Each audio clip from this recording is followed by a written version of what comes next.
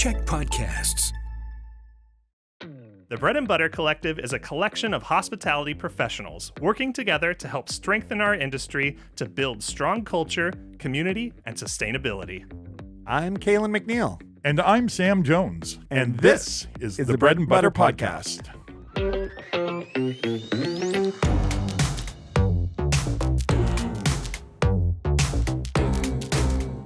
Welcome to the Bread and Butter Podcast. Getting your eyebrows all perfect. Well, just one of them because it's sagging. I gotta tape this one up or something. So it looks You like could I'm get like interested. Botox or something. And, It feels like I got Botox. yeah, you might. Yeah, you know what? Like, You know? face paralysis is the new It's Botox. It's the new Botox. You know, all the supermodels are going to be getting it in no time. They're just going to be like, oh, paralyzed. Yeah, they'll be from the eyes up. You'll be maybe. doing clinics. Yeah. You know, they'll be hiring you. They'll be Head off to hiring. New York and Milan.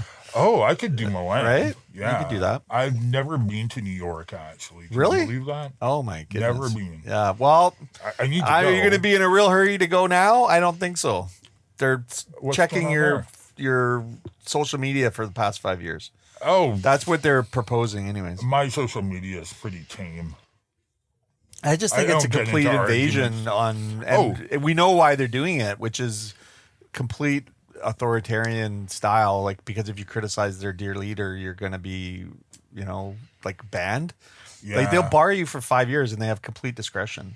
I know it's happened to people. It's happened to Yeah. people in my network that has That's- gone down and been barred for 5 years just based on their social media. And that's why you need a burner phone. That and many Yeah, other and the reasons. thing about it is like, why? Like, Well, they're basically telling you that they don't want you there. There's a couple from Ontario that went down and were detained for the wife was detained for 2 days and the husband was detained for 4 days. for and- their social media? No, I don't know because the social media, they've been doing it, but it's now they're proposing it as official policy.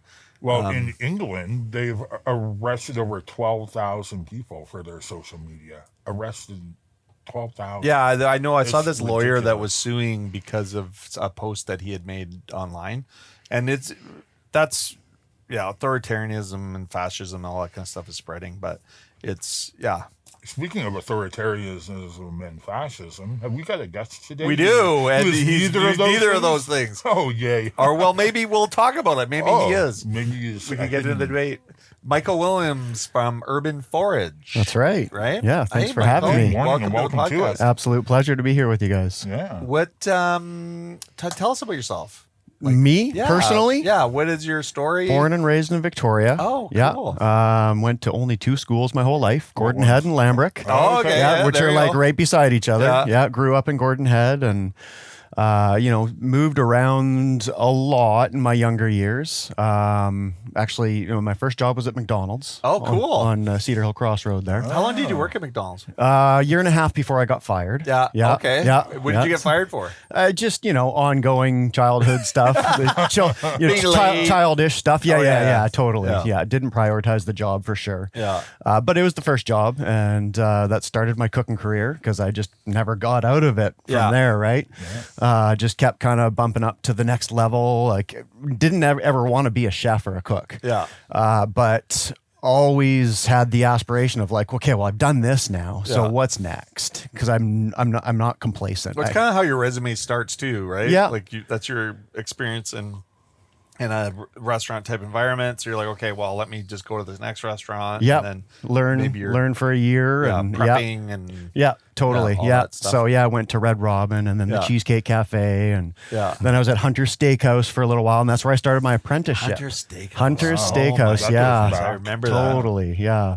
So love yeah, steaks. I'd been cooking for I guess just over 4 years at that point. Yeah. And still kind of, fumbling through life and didn't know what I wanted to do and had no like long-term life goal aspirations. So I'm like, well, I might as well at least get my chef papers, then I'll have something, right? And so I did that, and that led to a job in Ucluelet at a wonderful resort, and that led to a job in Switzerland. And before you knew it, I was working at a 5-star hotel in Switzerland, and like could have gone to a Michelin star restaurant in Germany. And Amazing. yeah, from there came home and worked at the Airy, Yeah. on the Malahat, and that was a wonderful experience. Yeah, this was the original incarnation Yeah. of the area, and I was there at the peak of it. I came in the year after they won Best Cuisine in North America. Wow. On Yeah, there was Condé Nast really magazine. Yeah, it was amazing, and I mean, I've been up there and had a good experience recently too. Yeah. I definitely want to check out the new iteration. So yeah, fantastic time working with Christoph, and the chefs that got produced out of that kitchen too. Yeah. Were pretty incredible. Yeah. So from there, I went to a heli ski resort and did 1 season as executive chef at this private exclusive lodge of Mike Wigley's, which is a massive operation up in Blue River. And then I was done. I was like, Yeah, you're like, I'm out. I've had enough of this grind, the whole fine dining thing, and the energy and time into the prep, and just it never really resonated with me on a personal level. Yeah. I loved the challenge and the accomplishment of the learning of that kind of cooking and cuisine, but I'm way more like Jamie Oliver. At heart, I'm like just rustic, clean, delicious food.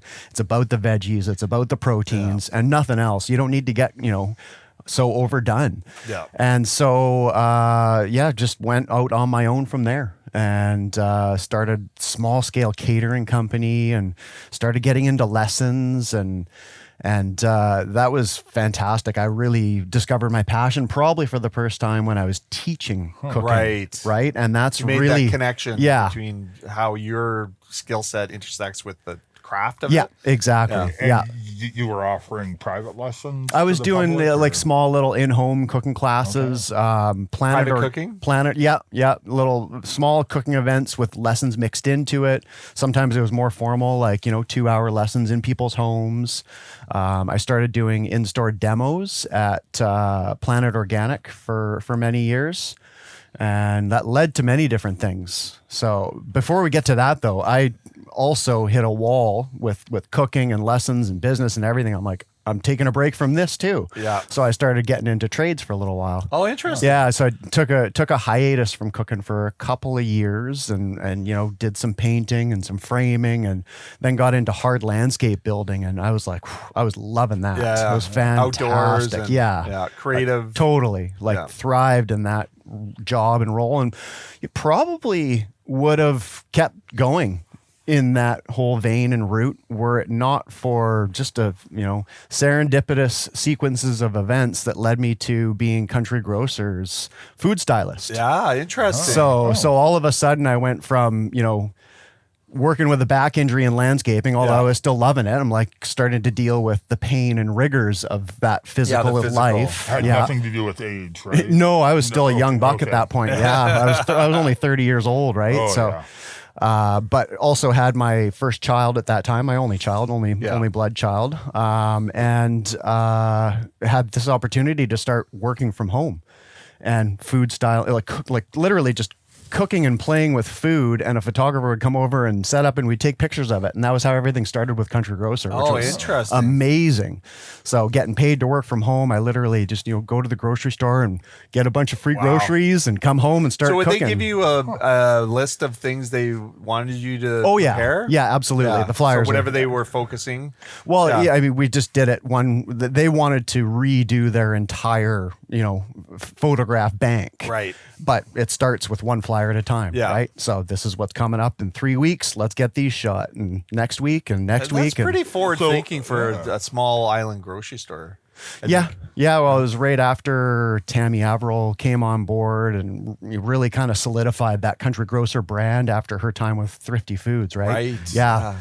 So it was pretty soon after that she came in that she hired the photographer who just happened to know me, and he recommended me, and that's how it all happened. So from there, it went from food styling the flyer to writing recipes to segments on the Czech community, or sorry, on the Shaw Community Channel. I did that for many years. I've filmed probably 115 4-minute segments. And then eventually, cooking on the coast for 3 years, and all kinds of big fundraiser gigs with Country Grocer. Like I was the face of Country Grocer, and just like totally out there, and big events, and Cycle of Life tour on Salt Spring Island. It was awesome. It was great. Yeah. However, cool experience. Yeah. So, that was a fantastic chapter in my life. The latter years of working with Country Grocer, I was also the catering chef for Sam's Funeral Home, which, as far as catering goes, I hate it. Yeah. I can't stand catering. So that's nothing to do with Country Grocer. No, Country Grocer no. doesn't. So that was a Totally side separate. gig. Yeah, I had these two kind of contracts. Yeah. So I became this contract chef, and it was, great setup, great life. And so, the gig with Sam's Funeral Home was ideal because I had this, free kitchen where I got to produce all of the food for 4 different Sam's locations. Wow. So I was their catering chef, and I was doing the stuff with Country Grocer, and I kind of had the notion that things were driving really well, but needed something else to kind of fill in the gaps, because there was always gaps with these 2 contracts, right? So that was where Urban Forage was born. 2019, I decided to launch a corporate office catering luncheon specialist.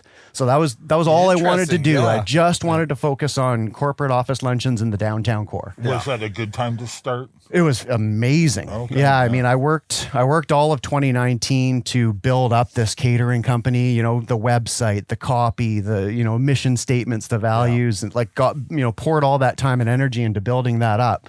And it was March of 2020 where we first started hitting our stride. And I was like, it was the first month where we cracked 20 grand. The next month we were going to do 30 grand, and things were just booming, taking off. And it just, what a gut punch. gone overnight. Yeah.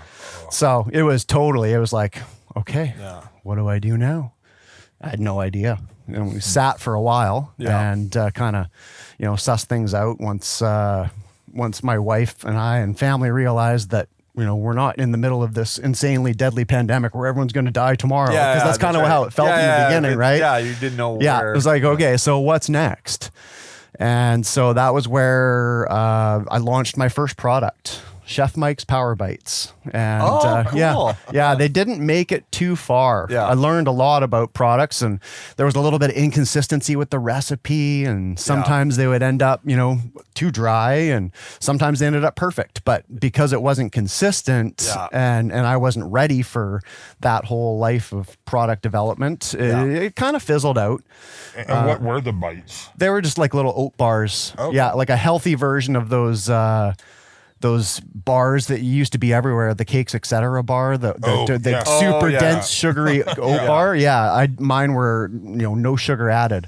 Honey, pureed. Yeah, they were delicious when I nailed the recipe. That's a problem too, because you can do it in sort of a vacuum sometimes, but then doing high volume, high production, that's where, honestly, those people that are doing it in mass production have to make those compromises that you may not be willing to do. But I guess, or I think it's probably better to just accept that sometimes they're going to be inconsistent. That's hard to do too. Yeah, it is. I mean, and I've now since launched and developed, many products and kind of know exactly what needs to go into it, and really understand how important that consistency is. It's got to be nailed every time. Yeah. If it's not nailed, you don't send it out. You find a way to fix it, or you repurpose, right? It's the only way. So, learned a lot about product development through that. And so let's carry on down the road. So we're in 2020 now, towards the end of 2020, kind of did the thing with the Power Bites, and they, weren't taking off like I'd hoped they were. So somewhere throughout that journey, I started doing my frozen meals. And I'm like, I think COVID could have probably helped. I know we started getting meals during COVID as well. Yeah. So started this business, pivoted this business, Urban Forage, into this meal prep business. And it was an online only business, and I had no idea how to market. Right. So because of those two things, it was a very slow burn. Yeah. Very slow. Yeah. And wasn't really going how I had planned. There was still all kinds of, chaos and uncertainty in the world. For, many reasons. The whole relationship with the Sands Funeral Home wasn't really viable anymore. Yeah. Catering was still, up and down. We went from, small groups into vaccine mandates and everything else. And it's just like, it wasn't taking off, and it wasn't coming back to what it was. I was cooking for, funerals and memorials and doing packages of 10 people instead of 150, right? So it's hard to make anything. Totally, yeah. And we did try, and we tried to make it work, but it wasn't. Yeah. So I ended up moving into a production kitchen into Keating Crossroad. And was that the production kitchen there already? It was, yeah. It's kind of a long-term one. So really, taking a stab at getting this meal prep business going, frozen meals, and, started developing the recipes. And actually I'm not sure why it all transpired like this. It's funny when you look back at the journey and all of the steps that led to where you are now. This production kitchen that I rented turned into a nightmare almost overnight. Oh, wow. The landlords were like invading privacy and watching on the cameras. And it was very uncomfortable. It got really, really weird very fast. Weird. And so within a month, all of my kitchen gear was in storage, and I was back on the hunt for a kitchen again. Yeah. And I'm like, oh my God, what? So you just couldn't take the controls, and it started out okay? Well, yeah, I mean, it was never okay, really. It was a fledgling business. Yeah. We were basically in product and procedure development at that stage, right? I had community support and, people buying from the business in small numbers, but again, no marketing experience, online only. Yeah. So growing that business was always going to be a challenge because... Yeah, customer acquisition costs online are not cheap. No. Yeah. So learned a lot through that. And then we were stuck with, okay, so where's the next kitchen? And searching for a production kitchen at that time, probably at any time, it seems like there may be a couple new ones popping up these days, but really hard to find a viable, productive production kitchen. Yeah. One where the owners aren't looking at you all the time. Exactly. Yeah. So with all my kitchen and storage and the freezers dwindling on the stuff that I had prepared, we're like, okay, we've got to keep this business going. What are we going to do? And that was when I learned that there was a vacancy in the Atrium. Oh, yes, of course. Yeah. And so, I said my whole life, my whole career as a chef, I will never own a damn restaurant. Yeah. That would just be suicide. Right. And so there I was, a couple of months later, signing a lease with my wife at this. Goodness, it was the Jaws. Absolutely. Like the Jaws were landlords. incredible. Yeah. We'll get a little bit more into the pain of that journey, but the Jaws were fantastic. Yeah. Incredible landlords, and couldn't have had better landlords for my first venture like that. And the situation too. Totally. Yeah. So it was all about the kitchen though. I'm like, I didn't even really, I guess, consider all the aspects of making that space viable because I just wanted the kitchen so I could produce my meals. That was your focus. And I still didn't have a game plan. I still wasn't a businessman. I didn't know what I was doing. Like, let's be honest, I was in over my head. Yeah. And so now I'm in this space where I need to bring in, probably 25, 30 grand a month before I start breaking even. Yeah. Right. And being able to pay myself even. Right. And so the meals were not the way that space was going to work. And, we signed the lease in 2021, again, thinking the world was going to come back to normal. Yeah. Right. But that was probably not even the middle of the downfall of downtown Victoria.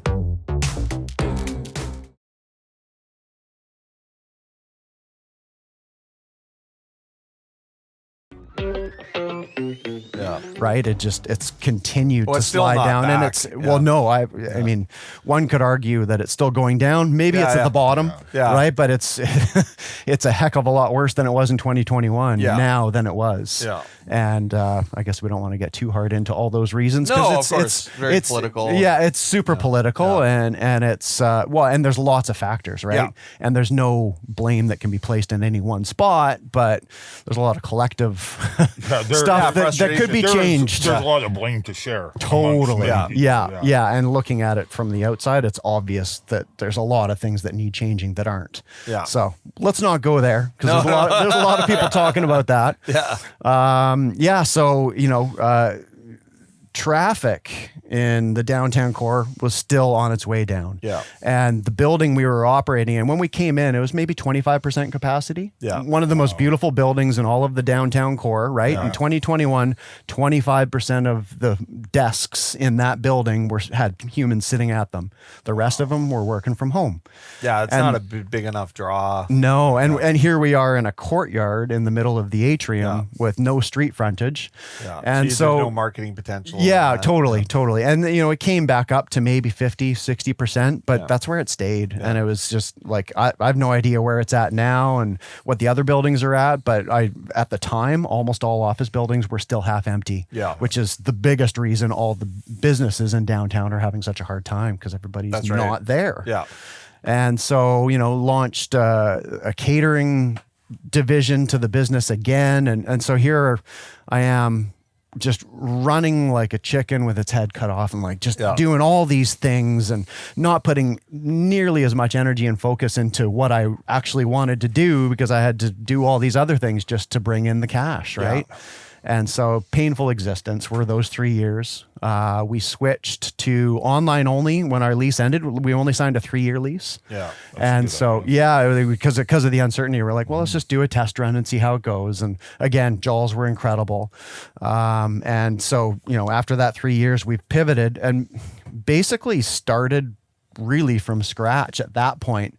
However, this time with so much more experience under my belt of how to run a business, how to manage it, taught myself, social media marketing to some extent and built up a newsletter and just, the website, we got the website revamped with a government grant just before we ended our lease. Oh, yes. Yeah. I remember when those grants were. Which was incredible because there's no way I would have spent the $2,500 to get a new website at the time with the way things were going, how much the bank accounts had dwindled. And fresh website, fresh ideas, and basically started from scratch on building this online business. And ever since then, it's been it's been steady, and we're at a point now where we're skyrocketing. Your hockey stick totally. And so that brings us to gift time. Oh my goodness! Is it Christmas? There is a season that we're in. Oh, and they're awesome! red and green. Oh my god! So this is what we do. We're frozen heat and serve meal specialist. Awesome. And we've been at this game for a while. If you go onto our website, you'll find over 40 products. We've got 40. It's gotta be over that. So we've got pizzas, we've got appies, we've got entrees, we've got soups, we've got desserts, all of the best recipes of my career. Mexican chili mac and cheese. I'm sorry, that looks real. Thai curry mac and cheese. That one looks really good. Oh my god. So, story about those mac and cheese. Actually, those are the 2018 and 2019 mac and cheese cook-off winners from the St. Mary's Spring Fair. Oh, cool. One of the many fun things I got to do in my Country Grocer, chapter was these fun community events, these fun fundraisers. And so there was a mac and cheese cook-off that they came up with at Mount St. Mary Hospital. Yeah. And all of the best, restaurants and chefs in town were invited. So it was me, it was Urban Forage, I should say. It was Toot Catering. It was Hotel Grand Pacific. It was Vista 18. And we all went head to head and put out our best foot forward, and they won. Those guys were I'm the 2-time defending champ because I don't think they brought back the mac and cheese cook-off. I love it. Yeah. Stop while they're ahead. Yeah. If you win it, it's always good when they just end it. Yeah, and for like, sure. Okay, no pressure. I'm the champ forever. Yeah. And then cool. These are a particularly exciting product line. Yeah, as I think we all know, there's a lot of shitty veggie burgers out there. I love how the first ingredient is BC beef. Yeah, beets. Beets. Yeah, these are veggie burgers. Yeah. Oh my god, that's funny. Yeah, so all about the ingredients. Wow, really good ingredients. Totally. Yeah, like my veggie burgers, all they are is nuts, seeds, spices, and veggies. That's it. loaded with veggies, loaded with minerals, lots of fiber, Yeah. Great, just good I love food. it. It feels incredible. And you're really focusing on sourcing your ingredients as locally as you can. Absolutely. We've got so many relationships with local farmers. We get everything from as close to home as possible. With everything that's happened in the world in the last 5+ years, it's just paramount and so vitally important that small business gets as much attention as possible. Oh, we're 100%, up against the machine, right? Yeah, and the machine's working hard to wipe us out. Yeah. That I have no doubt in my mind. That's the Agreed. intention. And then interlace that, government rules and regulations Yeah. that just make it easier for these corporations to succeed and harder for the small business Yeah. to succeed. It's just like looking at it, it's like, what's going on here? Small business used to be the backbone Yeah. of our country. Well, and it's it in is shambles. the backbone. It is still. but it's being completely disrespected. Totally. And yeah, And when you pull out the backbone of an economy, it's just gonna drown it. Totally. Yeah. And that like 5 people are gonna get rich. Yeah, absolutely. And that's, that is very much the path we're on. So part of our mission statement is to keep it small. Yeah. Right? Keep it local, hyper local. Yeah. Only work with local suppliers. Yeah. I don't have a relationship with Cisco or GFS. Yeah. And not that there's anything wrong with Yeah. that, but I've chosen to stick with Islands West, who I get Yeah. great stuff from, and they work really well with me. Yeah, and their pricing is very competitive. Totally It's is. actually better than those other It's guys. their pricing's great, and they've got a great line of spices. Yeah, their spices. Yeah. It's incredible. Awesome. And then, from there, we also go out into the community. We're at Mitchell's Farm, a couple times a month easily. We go to Paul's Farm and get, the award-winning Saanich Fair corn, right? And use that in our recipes. And we're dealing with Still Meadow Farm for our pork. they're and great. grass-fed beef, which you know something Yeah. about. Yeah. So that's what this business is all about, is just keeping things small, keeping things local. There's no sacrifice on flavor. This is like big, bold flavors, and people just, they love what we do. Now, I guess the And- challenge is making sure that you're charging enough. Too, Yeah. Right. Yeah. Oh, yeah. Because obviously, using great ingredients is expensive. It totally is. But there's also advantages to it too, though, right? Oh, Like 100%. working with the seasons and Yeah. changing your menu up as the seasons Yeah. go through. You're able to capture that good price that you you're not control going to the get costs a bit on the more. other side of the year. Yeah, Right. totally. So speaking of price, if someone was to go buy this, Yeah. what are we looking at? Okay, so excitingly, actually, these I didn't bring my nutty mushroom turmeric burger. I've got 2 burgers. Oh, cool. And it's actually the number 1 out of the Yeah, 2. okay. Yeah. This is a delicious burger too. But these 4 products, the 2 mac and cheese and the 2 veggie burgers, just landed at every Red Barn in the city. Oh, awesome. Yeah, so that was a nice Yeah. boost to our Yeah. business, and Oh, really so we can looking look forward for to. these You at can Red find Barn. those at Red Barn, and many other stores around town. Yeah. Just fulfilled a delivery for Urban Grocer, and so we're really expanding our frozen side of our business. Yeah. We kind of started with the condiments.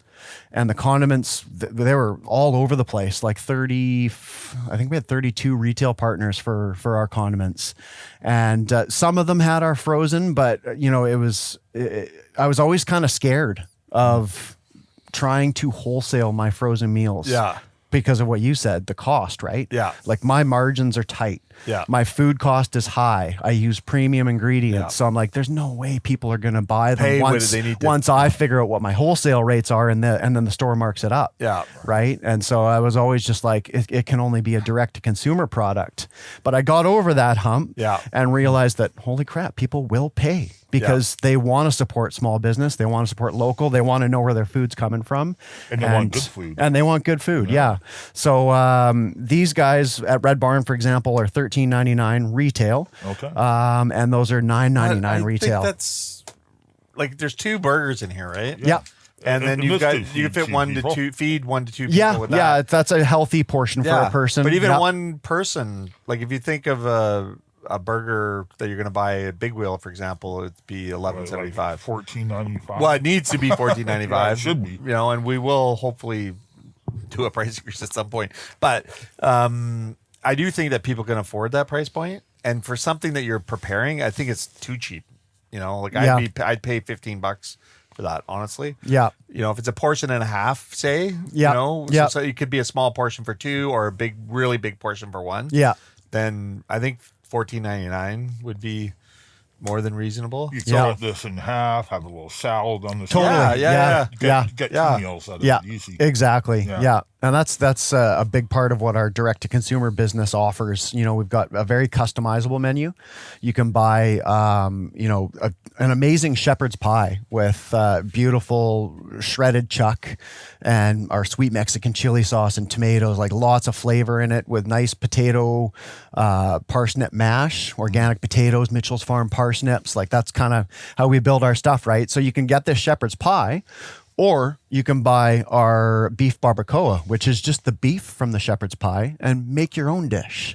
Yeah. Or you can, have your own protein and buy the mashed potatoes separate. So we create these dishes, but then we also break them down so people can kind of pick and choose and customize and build their own menus. You know, everybody's got their own way of eating and own sensitivities and things they're trying to avoid. So we make it as easy as possible for people to do that with what we do. Right. So do you have a storefront where people? Nope, we're online only. Oh yeah. Yeah, So, and then retail partners. yeah. So all do you over. deliver? That's right. Okay. Yeah, yeah. You can find us again all over town, all the way up to Courtney. Yeah. Where is it in Courtney? At Edible Island. Okay. Yeah, Oh, yeah. They've been a great new partner for us. Yeah. We're coming to Cumberland next week to cool. Seeds Market. And Yeah. Wow, you're we're in really- Port Alberni, and we're kind of got this nice little Lower Island cluster. Yeah. Awesome. So lots of retail partners within there, but then we've got our website where people order. They will place an order for delivery on Tuesdays and Saturdays. Yeah. Third delivery day coming soon as operations are scaling up. And that's where our whole menu is and gets delivered to customers. They kind of stock up once a month. Yeah. We have monthly box programs, which people are loving. That's been one of the best investments we've put into our website is these monthly boxes. Yeah. So they people just are get a loving that. monthly and Yep. they get a selection of stuff. They actually get to choose. Oh, they get to curate it themselves. We've got a handy little meal selector that they can access from their Well, you've from just their own gained- you've gained dashboard. another Yeah. customer. Yeah, right on. Yeah. I mean, I've been through your website and I thought it was very good and user friendly. Yeah. And we buy frozen food often. Yeah. I think it's more of a staple, and I guess it kind of hurts the restaurants a little bit because we don't eat out as often, Yeah. but Yeah. we also have healthy food that's ready to go. And one thing is time is our constraint. Totally. So this is super convenient for people that don't have time. And no Yeah. dishes. And No limited dishes. Dishes Yeah. is Yeah. great. Yeah, no, so it's I love it. And the packaging is really good. Like I really love your branding. Thank you. I think that's Yeah. very, very good. So obviously you've learned a bunch of stuff about the business side of it. Yeah. Marketing side of it. Yeah. What is your biggest challenge right now? Like maybe in the last year? Time. Yeah, now it's time. Like we briefly talked about it before we started here. Is how I'm moving from a solopreneur into. Oh, was that you? That I was talking to you about that. Yeah, moving from solopreneur into CEO. Yeah. Right. And so I've started this business, and it's like all of the product development is done now. Yeah. The procedures are ready to be put into a manual, if not already. Yeah. Like that side of the business is dialed, and moving now with the help of a business advisor into more of a CEO role where I'm like slowly training. Working on your business instead of in your Exactly, business. yeah. And training other people to do the things that I've been doing solely. When we started with the pivot from the restaurant and the Atrium to online only, it was just me. Yeah. I went from a staff of 9 to just me, Yeah. working maybe 2 or 3 days a week in the kitchen, right? Yeah. And so at a point now where I was able to find my second apprentice. He's in his 3rd year. Oh, He's just fantastic. finishing up. Yeah, he had already, he was well into his apprenticeship, but he's had to sign on with me. So he's almost done, and he's going to be a certified Red Seal chef, kind of running the kitchen Oh, and fantastic. ready to hire on a second person, dishwasher prep cook to help him. Yeah. And, looking at maybe farming out deliveries, because that's a big part of the business that I do. And my dad does a lot of it too, actually. My dad shows up. He's My dad lovely did senior. A lot of my deliveries. Is that right? for Yeah. Years. Yeah. Yeah. You Great. got to take advantage of that free labor while you can, Totally, right? Absolutely. Senior labor. Forget about child labor. Yeah, Senior labor is where it's at. So much more experience. Yeah, he's just bored and wants something to do and loves Yeah. to be able to contribute and That's loves helping awesome. out the business. And you must be really proud. Oh yeah, for sure. sure. talks you up all the time. Yeah. I'm sure. Yeah, exactly. So where are you operating your kitchen out of? Did you already mention I that? haven't yet. No. So actually, you led me to my last kitchen. So from the Atrium, I was on the hunt for a new commissary kitchen, and I just sent you a cold Facebook message. Yeah. We didn't really know each other, Yeah. right? And said, "Hey, do you know of any kitchens available?" And you connected me with Kristen from Pizzeria Prima Strada. Oh, And yes, so- of course. Yeah, I operated on their off hours, which was just Friday evening until Sunday night, right? And so all of my production was crammed on the weekends for the next 15 months after we closed our doors downtown. And she does such a better job of hiding the cameras. Yeah, right. I mean, we get to see all the footage already. Yeah. I know, she's very tactful. live After stream, Sunday live afternoon, stream live on stream. YouTube. Yeah, exactly. Yeah, thank goodness it was a fantastic landlord relationship there. Really enjoyed working They're with them. Kristen's awesome. Yeah, Jeff. great business. Obviously, long-time business owners Yeah. like yourselves in Yeah. the community and high integrity. So that was a great fit, but I found myself up against a wall with freezer space. Oh and, my God, you know, totally. totally. And sharing kitchens is, even though it sounds lovely. Yeah. is- It comes with very- logistical challenges. And like I literally, my kitchen was on wheels and I had to roll their shelves out of the way and roll mine in and set the whole kitchen up. And it was great while it lasted. But it actually, looking back on it, interestingly, it held me back to some extent from growing the business because I knew how constrained I was. Yeah. So I was psychologically blocking myself from going out and finding new retail partners and, putting that time into the website. Like it was an interesting dynamic. So now, this was about, I guess, 6 months ago, we moved into what was Darcy's West Shore Okay. and is now Emporia. So, young couple from Vancouver purchased Darcy's West Shore just over 6 months ago, fully renovated it. It's now Emporia West Shore. And is that like, are they still like a pub? they're still, restaurant? Oh, cool. They've got their family license now too. Great.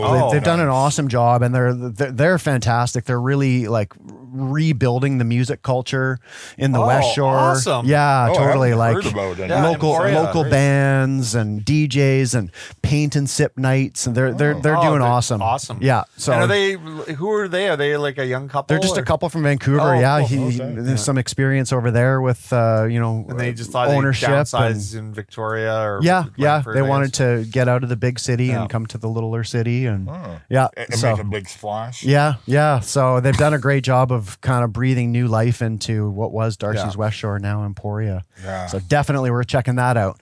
However, they've got an incredibly large kitchen. Oh, cool. Yeah, and I don't I know mean, if not you, cool for them, maybe, but Yeah. cool for the town. Like, it's good to have production kitchens. Totally, yeah. We need way more of them. Yeah, for sure. So I don't know if you guys know, but that used to be, of course, the Station House Pub, Yes, right? yeah. And it used to be massive. Yeah. There's now a sushi restaurant which got stripped out of the whole space. Yeah. So this kitchen used to produce food for what is the kind of dining area that they have, plus a whole nother restaurant's worth. Wow. So it's big. Kitchen. Yeah. Lots of space. And I've got my own entire space carved out there. I've got a whole wall, 15-foot wall with all my equipment and gear and big space in the walk-in freezer and room to awesome. grow. Yeah.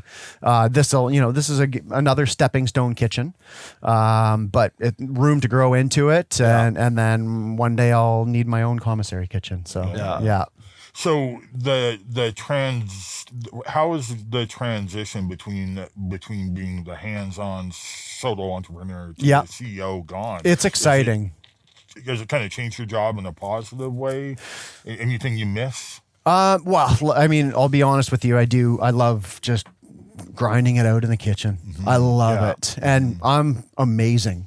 Honestly, not many people can keep up with me. I love just powering through and producing so much and being efficient and challenging myself and executing perfectly. And It's hard to transfer those skills too. Oh, isn't God, it? totally, That yeah. must be a little bit frustrating. Well, yeah. I mean, I probably have too high expectations, and that's something that I think every business owner struggles with, because nobody's ever going to do everything the way that you do it.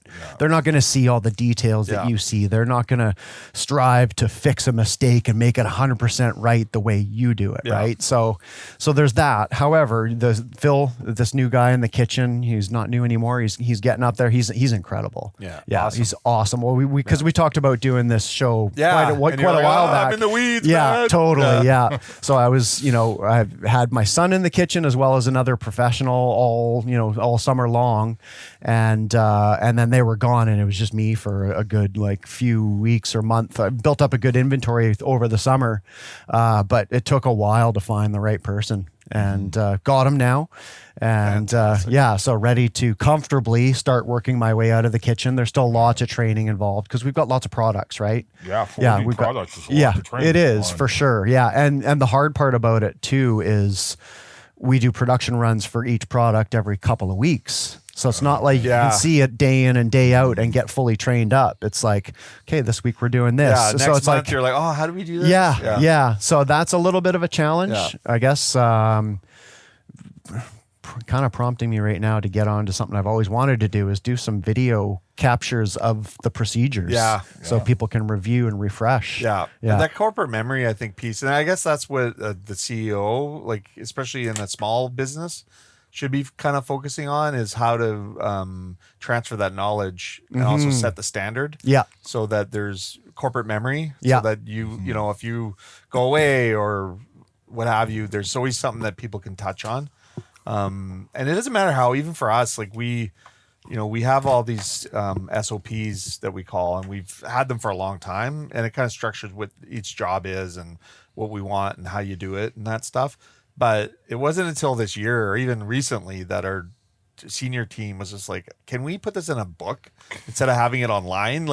And Yan, who's our managing director position, who kind of runs all the business part of it, he's like, well, it's on the thing. I'm like, bro, but no one looks. No one looks at then you got to go to your computer and you got to go and you got to find it in this massive Dropbox with all these titles and just put it in a book. Sometimes a book and paper. Sometimes the old school's better, right? It's more tangible. And then you can just go up, and if you have this Bible that is in each store, then you can have the physical, but then you can transfer that into a PDF. That's searchable. On the table of content. The technology's there is good. But if you put each of your SOPs in SOP for this, SOP for that, and it's not searchable. You're creating all these impediments. But I mean, and we've been systemized pretty well for a decade. I'm sure. And then even then you're looking well, I didn't open that document, or we have that document, I think, but why didn't we look at it? And you're just and then you hit your head against the wall. You're like, we've been here before. For the third freaking time in 3 years. So that's sort of the things that CEO, what you'd want to do is just to oversee the operations, but make sure that all those little teaching pieces are in place. Right. Absolutely. And then all you got to do is worry about is updating them. Or if new, better ideas come, then you can say, okay, you've got this folder, change it, print. Stick it in the book. You're the chief educational officer. For sure. I like that. Good SOPs. I don't have SOPs. I got to get some SOPs. SOPs. And then tying those SOPs into standard operating procedures for those who don't know. That's right. Standard operating. Sorry. Thank you. I appreciate that. It sounds like SOP. So son of soup open, please. Son. There you go. Soup open. That's so easy when it's right there. I think it's kind of important. It's funny that connecting the business side of it to the planning part of it. I'm a huge advocate of business plans. But a lot of times a business plan, it should just go into a box or a closet or a folder, and then you review it regularly to see if you're still meeting and achieving, and maybe your priorities have changed. I think people put the business plan and they just forget about it, and then 10 years later, we had a business plan. But if you check it regularly, it's good. But then even the planning of the cash flow, because this is something that again, after all these years, I'm like, well, we don't have a sort of a Gantt chart on what our goals are. So if next year we want to do this, this, and this, sometimes we'll just go, hey, do you guys want to do kiosks, or do you guys want to do something? And we're like, okay, let's just do it. And then the team who's actually doing the day-to-day business is like, what are they asking us to do? And then we're like, yeah, let's just do it now. But we're not actually looking at, okay, well, how much is it going to cost? What's the impact on the team going to be? Did we involve them in the decision-making process? And then did we think of everything that we would need to do to implement it? Yeah. And the answers on all of those are no. Yeah. Right. But we have all these other great planning tools that we have. And I'm like, wait a minute.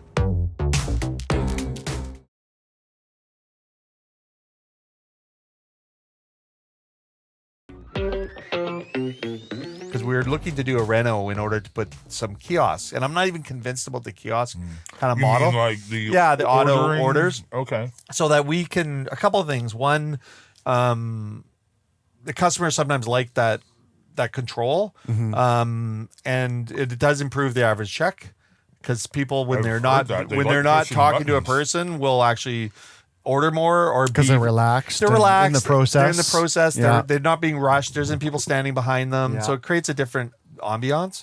And then we're hoping to enhance our customer service and hospitality by not replacing staff with it, but just having them deliver food, quality checks, Yeah. expand catering and things like that.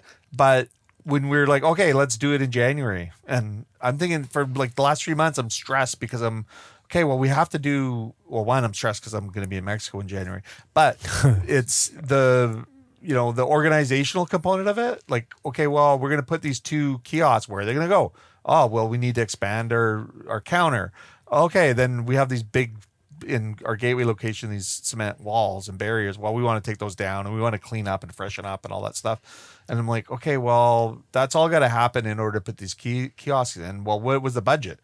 I don't know. Well, it's going to cost us $30,000 to do this little reno. Yeah. Okay. Yeah. So we're in January, it's kind of our slowest part. It's like, okay, so Good timing. that's got to be new money coming in, Yeah. really, Yeah. because unless you've saved for it or planned for it.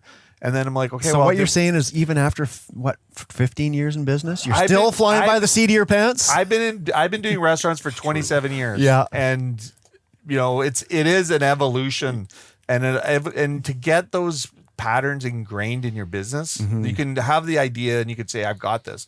But if it's fragmented and they're just, I know I have all these documents, I've worked on them and seen them, but have you brought it in a cohesive, workable way? Right. So that you're checking in on it, you're talking to your team, Yeah. you're involving them, because especially if you expand and grow, all these things, your distance from where you're executing is, and then if you're the That's planner scary. and That's organizer scary to me. and Yeah. you're not the executor, Yeah. and there's a disconnect, Yeah. then you're kind of screwed. Yeah. And often what would happen for me, and this is and it's really a lack of leadership in one aspect, because if you allow your team, I could say, I want this plan and this plan and this plan. But if you allow your team just to kind of run amok or not focus on the plans, and you're not keeping them accountable to the plan, Things then can spiral quickly. Spiral. And then I would just get the juice out of cleaning it up after. Yeah. It's like, oh, okay, well, we kind of screwed up. Okay, well, let's learn from that, which we never do. Yeah. And then, I'm running around with a chicken with my head cut off. Yeah. And I just stopped myself this time because I was seeing this happening again, and Yeah. even talked to our guy. And part of it is, he's thinking, yeah, we got the plans, we got this, but he's not connecting the lack of execution on it. Yeah. Like, we got the plans, yeah, but is anybody looking at them? Like, are we using them? Are you saying, hey, open this document so we can talk about it? So, even the perfect plans need to be looked at, worked on, Yeah. and made sure that they are operational, so you can actually integrate it into your daily life. Yeah. And it's a challenge. Yeah. Yeah. But if you do it and you have it and you use it, good things can happen, Yeah. because you're way more prepared for the inevitable. Yeah. You're not spending $50,000 when you don't have it. You're Right. like, okay, well, let's do it in 3 months. When Yeah. we can actually have it and figure it out, and then have it tied into your cash flow, then have it tied into your profit. Because when you make profit, any capital investments come out of your profit. Yeah. Right. Yeah. So unless you've saved it in a bank account, like in a given month, if you're going to make 20K or 10K, but your interest is X and this, and you're like, okay, well, that goes away. So now you're maybe got 6K of actual positive cash flow. And then if you're going to spend 30K, okay, well, there's a gap there. Yeah. So how do you figure that out? So all of that can be planned for. Yeah. But if you're not thinking in those kind of terms, Yeah. you just are wondering why you're always short of cash. Yeah. It's like, Yeah. well, we're doing a reno in January when our cash flow is the worst. Right. Right. Yeah. But then again, it doesn't make sense to do a reno in August No, it when doesn't. we're the busiest. So Because then you're disrupting more than you're saving. Yeah. So figure, that's the CEO's job Yeah. to figure out, right? Yeah. But you also have to have the right tools. Yeah. Yeah, so I'm kind of at the beginning of that journey. So Yeah, I love feel it. free to offer me some advice. Yeah, absolutely. Both Well, you guys. this is what the Bread and Butter Collective's all about, Yeah. is sharing knowledge. Yeah. You know, because I think there's things that even, you know, the least experienced business person can bring as a fresh Yeah, outlook absolutely. to someone who's been around yeah. for a long time. Yeah. And there's like, I didn't really think about it that way. Yeah. And the different, you know, life experiences and, you know, all those things come into play. Yeah. Personalities, Mm-hmm. management styles, all of that. And I think there's room for all of it. Yeah. So the mosaic actually makes everything stronger, which is, I like Yeah. strong, Yeah. strong. Stronger the better. So the other thing when you talk about local, because I think this, as we're wrapping up our podcast, I think the importance of supporting local is like key. Buying your ingredients as local as possible is key. Yeah. I went, my wife and I went to the Saanich Fair on Sunday. And I've got this awesome made in Canada shirt. It's from a Parksville shirt. This is the weekly market at the Saanich Fairgrounds? I think so. Yeah. And I'm embarrassed because that was the first time I'd been there. Right. Okay. And, you know, Sam, I know, goes to markets. You've obviously been Do markets and go to and been to markets. markets and Yep. all that. Yep. And it's not like I've been to markets before. Don't Of get me wrong. course, of course. But to actually just make the choice, and, you know, it's so easy in the convenience to go, I'm just going to order this or I need this. But, you know, to support local, Yeah. it does take a concerted effort. It really does. You know, but if you're doing it for the right reason, I mean, I think we spend about $1,000 and At the market, at the yeah. market. Oh, wow. yeah. Cause I was just like, okay, well, we'll do this, we'll get that. And just get to see some really cool stuff. And Yeah. there was some booze in there as Yeah, well, which is a yeah. little bit higher ticket items. I bet you were the belle of the ball. Well, yeah, and we showed up with like 45 minutes. You know, we got there. I guess we were maybe there Shopping an hour and a spree. half. Yeah. Yeah, we were like, okay, we got to be quick. You know, can you hold the stuff here and go to the next one? But that whole experience and talking to these people that know their business so well, Yeah. and even I don't even think about the price or compare. Like, it doesn't matter because all of Totally. that money's staying local. Yeah. You know. Yeah, and absolutely. Supporting There's them. massive benefit to that, which not everybody's clued into, but I think more so now than 5 or 6 years ago, people get. Yeah. Right. And as Yeah. we're moving forward with what's happening, it's never been more important to buy local Yeah. and shop local. And even the food security piece Totally. here, Yeah. supporting farmers Yeah. is never been more important. Yeah. And if you're buying all local, then all we have to do is buy your product. That's So right. we're Yeah, buying and that's local. it. We're Yeah, That's buying I mean, you local, support a right? local company who's inherently supporting local companies, and it just Yeah. creates this community, right? Well, Yeah. and you think of the economic impact of that, it's huge. Yeah. You know, because you're not sending away 70 or 80% of the price of whatever you're buying. or That's it's even that's probably just it. more. Yeah, to another to country. another country. Yeah, exactly. And- well, even worse, to some executives who Yes.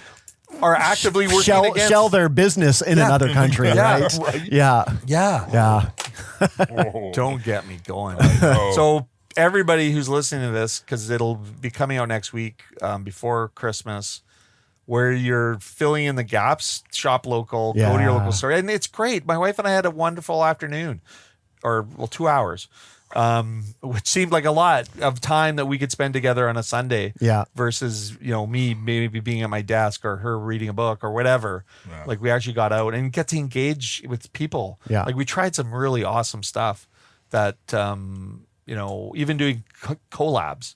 Because we do collabs, and, you know, we should probably look at maybe doing some collabs too. yeah. You know, promoting each other's businesses. Yeah, yeah, absolutely. and- well, I've got and some products. fantastic sauces that can make Yeah. some pretty darn good burgers. Yeah, I love that. I love that. And so let's, you know, continue talking. And anything you want to send off as a message as we wrap up?